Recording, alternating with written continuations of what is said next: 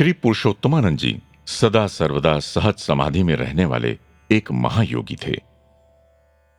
भगवत विषय उनके लिए श्वास प्रश्वास के समान था। वे अहम रूपी कंस का ध्वंस किए हुए धीरवान योगी थे। शायद इसी कारण बाबा पुनः वशिष्ठ गुफा आए। जाने के पूर्व बादल घिरे हुए थे, बिजली भी बार बार चमक रही थी। अतः वशिष्ठ गुफा का प्रवास न करते हुए उस संध्या को वहीं रहने का आग्रह स्वामी सदानंद जी ने किया। परंतु फिर भी बाबा ने बस मंगवाई और भक्तों को उसमें बिठाकर स्वयं भी चले। उसी समय एकाएक बादल बिखर गए और वर्षा का भय भी अदृश्य हो गया। इस प्रकार बाबा के संकल्प से बादल व बिजली अदृश्य हो गए और मौसम प्रवास के अनुकूल हो गया। दूसरे दिन भी सबने गुफा में बैठकर भजन और नाम संकीर्तन किया। भगवान के नाम उच्चारण को राग ताल सहित सुनकर स्वामी पुरुषोत्तमानंद जी की दृष्टि अंतर्मुखी हो जाती। मुखमंडल अपूर्व ज्योति से शोभायमान हो जाता। श्री एन कस्तूरी जी लिखते हैं कि उन्हें देखकर हम भी शांति का अनुभव करते। उनके शिष्यों में से स्वामी कालिकानंद ने भक्तों से श्री रघुवर सुगुणालया श्री त्यागराज की इस कृति को गाने की विनती की। वहां उपस्थित भक्त उस गीत से अनभिज्ञ थे। उसी समय बाबा ने कहा कि वे ये गीत गाएंगे। बाबा ने वो सुमधुर रचना स्वामी कलिकानंद जी को आनंद प्रदान करने के लिए सुनाई। उपस्थित भक्तों का भी ये अपूर्व सौभाग्य था, क्योंकि वो गीत कभी भी बाबा के मुख से नहीं सुना गया था। स्वामी कलिकानंद की कृपा से वहां उपस्थित जन इस महान सौभाग्य को पा सके। स्वामी कलिकानंद लंबे समय से उदर की पीड़ा से परेशान थे। ये जानकर स्वामी ने फौरन मिश्री प्रकट कर उन्हें दी एवं खान पान से संबंधित कुछ निर्देश भी दिए। इसके साथ ही बाबा ने एक स्फटिक जपमाला सृजित कर पुरुषोत्तमानंद जी को आशीर्वाद सहित प्रदान कर अनुग्रहित किया। वशिष्ठ गुफा के स्वामी के इन प्रवासों में सर्वाधिक रहस्यमय व महत्वपूर्ण एक अन्य चमत्कार घटित हुआ। बाल्यावस्था में ही श्री पुरुषोत्तमानंद जी स्वामी ने अपने गुरु को एक पत्र लिखा था। इसमें लिखा था कि ये सब दृश्य छल है, असत्य है। मैं जब तक सत्य को प्रत्यक्ष रूप से न देख लूं, मुझे शांति प्राप्त नहीं होगी।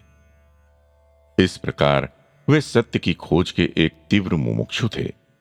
उन्हें भी अनुग्रहित करने का बाबा ने शायद संकल्प लिया होगा। बाबा ने सबको भजन के पश्चात गुफा से बाहर भेज दिया। स्वयं बाबा और पुरुषोत्तमानंद जी केवल अंदर रहे। दिव्य जीवन संस्थान के वेंकटगिरी के अध्यक्ष श्री सुब्बरमैया लिखते हैं कि वो दृश्य मेरे मानस पटल पर अंकित हो गया है। मैं गुफा के द्वार पर खड़ा था और मुझे भीतर क्या हो रहा था वो दिखाई दे रहा था। बाबा ने पुरुषोत्तमानंद जी की गोद में अपना सिर रखकर पृथ्वी पर शयन किया और एकाएक बाबा का संपूर्ण शरीर तेजोमय हो गया और संपूर्ण गुफा में वो अनुपम दिव्य प्रकाश फैल गया। बाबा का मुख व सिर आदि वृहदाकार दिखाई दिए। अचानक एक बिजली सी चमकी। मेरी आंखों के सामने अंधेरा छा गया। किसी विशेष अवर्णनीय अथवा अनिर्वचनीय आनंद से मैं अभिभूत हो गया। 8-10 मिनट के पश्चात किवाड़ खोलकर बाबा ने हम सबको अंदर बुलाया। उस समय रात के 10 बजे थे। 10-12 गज के अंतर पर ही गंगा का तट था। गुफा के द्वार पर खड़े हुए सभी की आंखों में समा जाने वाली उस दिव्य प्रभा की वो हल्की सी झलक भी सभी पर छा सी गई। सभी आश्चर्यचकित से थे और उस समय श्री सुब्बरमैया के आनंदातिरेक को देखकर और भी अधिक चकित हो गए। ऋषिकेश लौटने के बाद बाबा ने सब लोगों को बताया कि पुरुषोत्तमानंद जी को मैंने वहां उस समय ज्योतिर्पद्मनाभ के रूप में दर्शन दिए, जो कि पुरुषोत्तमानंद जी के इष्ट देवता हैं। आहा, बाबा की ये अनंत करुणा और कैसा ये अहोभाग्य था स्वामी पुरुषोत्तमानंद जी का। सन 1961 में शिवरात्रि की पावन रात में स्वामी पुरुषोत्तमानंद जी ने नश्वर देह का त्याग किया। उस समय लिंगोद्भव का मुहूर्त था, जिस समय स्वामी पुरुषोत्तमानंद जी ने शरीर का त्याग किया। रात को वहां से लौटते समय बस में और एक लीला घटित हुई, जिसका वर्णन करना यहां उचित है। गुफा से बस में वापसी की यात्रा के दौरान ही एकाएक बाबा देह छोड़कर कहीं चले गए। ऋषिकेश पहुंचने पर भी वे लौटे ही नहीं।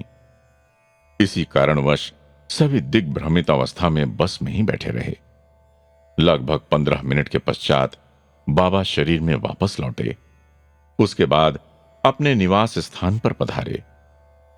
बाबा से सब जानना चाहते थे कि स्वामी शरीर छोड़कर कहां गए थे। बाबा ने बताया कि एक योगी पानी में गंगा नदी में डूबकर मृत्यु को प्राप्त करने वाले थे। मैं उन्हें बचाकर तट पर पहुंचा आया। केवल इतनी बात सुनकर लोगों का कौतूहल शांत न हुआ।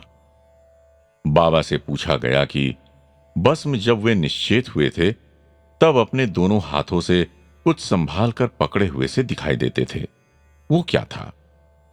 बाबा ने बताया कि वो उस योगी का हृदय था। बाबा ने यह भी कहा कि सुब्रमण्यम को बुलाओ, उससे पूछो, वो जानता है। सुब्रमण्यम को वहां ढूंढ कर लाया गया तो बाबा ने उनसे कहा कि वशिष्ठ गुफा में तुम सबको मैंने जब बाहर भेज दिया था तब तुमने गंगा नदी में क्या देखा था, बताओ। सुब्रमण्यम ने उत्तर दिया कि वो एक शव था, गंगा प्रवाह में बहता हुआ एक शव। स्वामी, गुफा के पवित्र वातावरण में वो अपशकुन की बात मैं कैसे कहूं, ये सोचकर चुप रहा था। मुझे क्षमा कीजिए।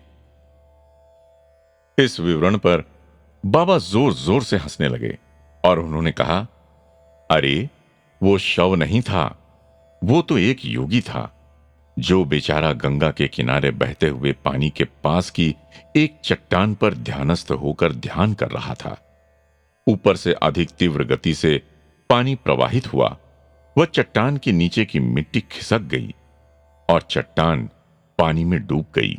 योगी प्रवाह के वश में था, किंतु मैंने उसे डूबने नहीं दिया।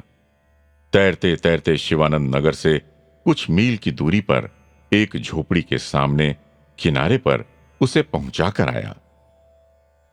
बाबा ने यह भी बताया कि गंगा में गिरते ही उसे होश आया, पर फिर भी 1-2 मील तक सब उसे स्वप्नवत ही प्रतीत हुआ। वस्तु स्थिति समझने पर उसने भगवान को पुकारा। इस प्रकार एक योगी की पुकार सुनकर भगवान बाबा उसके जीवन की रक्षा करके आए। ऋषिकेश में उपस्थित एक भक्त ने इस घटना के संबंध में सनातन सारथी पत्रिका में एक लेख लिखा। घटना का विवरण भी उन्होंने बाबा से ही सुना था। उन्होंने बताया कि जब बाबा शरीर छोड़कर गए थे तो उनके हाथ कुछ संभाल कर पकड़े हुए दिखाई दे रहे थे, जो उस योगी का हृदय था। वो सज्जन लिखते हैं कि क्या ये घटना शिष्ट रक्षण अर्थात एक प्रकार से साधु या सज्जनों की रक्षा करने के भगवान के संकल्प का प्रत्यक्ष उदाहरण नहीं है? श्री एन कस्तूरी जी लिखते हैं कि सज्जनों की रक्षा की इस घटना से कुछ तथ्य प्रकट होते हैं। संकट की घड़ियों में पुकारने वाले व्यक्ति के लिए 3 बहुत महत्वपूर्ण बातें हैं। या तो उसके पास बाबा द्वारा सृजित रक्षा करने का कोई स्मृति स्वरूप चिन्ह होना चाहिए, या फिर उसे आर्त हृदय से भगवान को पुकारना चाहिए। अगर ये दोनों परिस्थितियां नहीं हैं, तो कम से कम वो व्यक्ति एक सच्चा और गंभीर व्यक्ति होना चाहिए। भले ही वो बाबा को जानता हो अथवा न जानता हो, इससे कोई फर्क नहीं पड़ता कि वो किस नाम से ईश्वर को पुकार रहा है। भले ही वो राम, कृष्ण, यीशु, अल्लाह या साईं किसी भी नाम से पुकारे, उसकी गंभीर व सच्ची पुकार का उत्तर देने के लिए वही एक परमात्मा सदा तत्पर है।